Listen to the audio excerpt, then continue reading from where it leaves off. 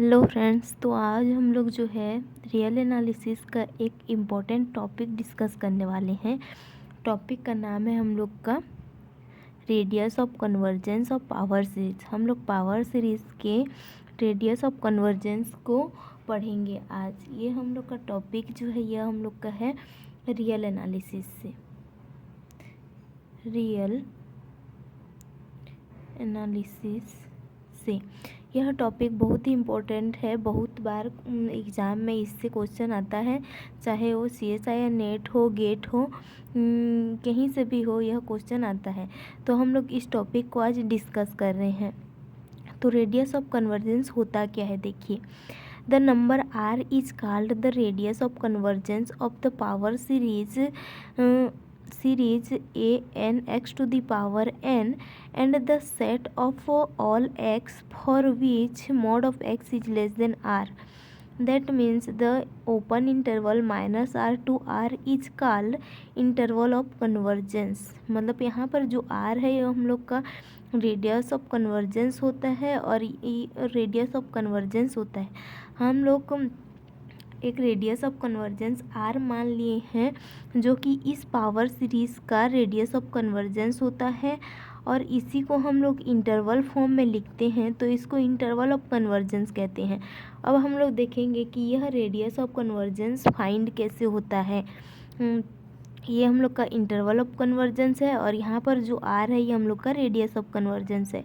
तो interval of convergence को अब हम लोग समझेंगे और उसी के अकॉर्डिंग हम लोग अब आर का वैल्यू फाइंड आउट करेंगे। नाउ नोट, यहाँ नोट क्या लिखा है, देखिए।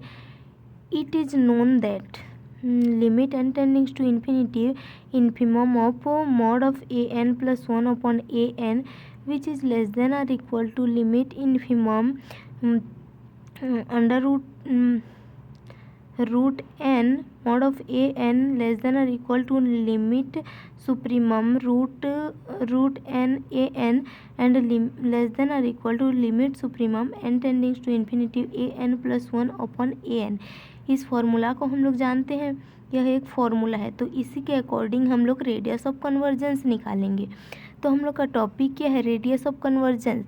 तो सबसे पहले हम लोगों ने एक पावर सीरीज़ कंसीडर किया है। पावर सीरीज़ किस फॉर्म में है, an x to the power n equal to हम लोग का है 0 टू इन्फिनिटी। n हम लोग का जो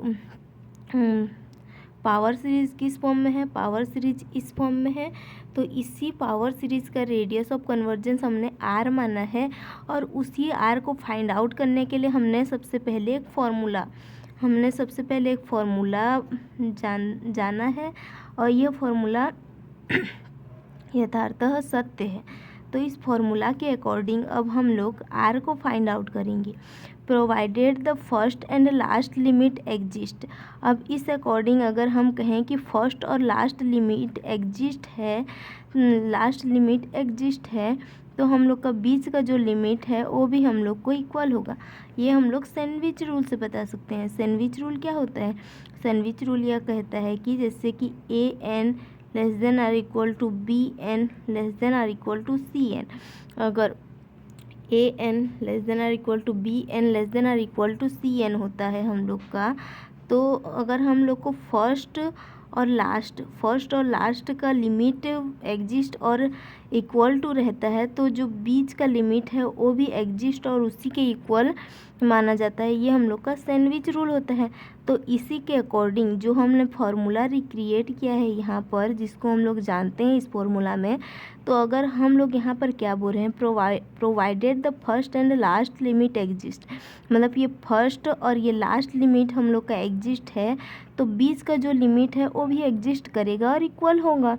तो बीच में जो हम लोग का लिमिट है, ये बीच के ये दोनों लिमिट क्या होंगे, इक्वल होंगे। बीच में ये दोनों लिमिट है, तो ये दोनों लिमिट क्या है, limit infimum root n mod of an equal to limit supremum root n mod of an, ये हम लोग का इक्वल होंगे। तो अब क्या बोल रहा है, देखिए अब क्या कह रहा है आगे, देखिए हम लोग का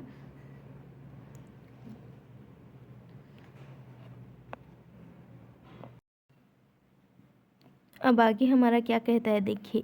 if limit n tending to infinity a n plus 1 upon a n exist, then limit n tending to infinity root over n mod of A N also exist and two are equal, मतलब ये दोनों equal हैं बोल रहा है।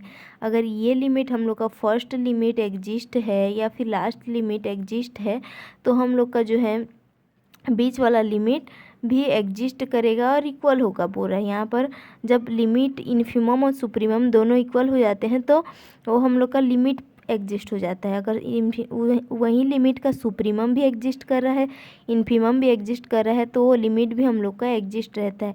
तो इसी यहीं पर से इसका लिमिट एग्जिस्ट है, इसका लिमिट एग्जिस्ट है, तो दोनों इक्वल है बोल रहा है। It follows therefore that the radius of convergence can also be found by relation.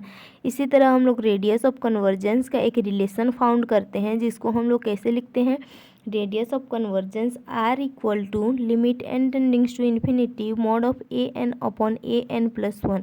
हम लोगों ने पहला रिलेशन रेडियस ऑफ कन्वर्जेंस का फाइंड आउट कर लिया, रेडियस ऑफ कन्वर्जेंस का पहला रिलेशन फाइंड आउट कर लिया, जिसमें R equal to limit n tendings to infinity A n upon A n plus 1 है।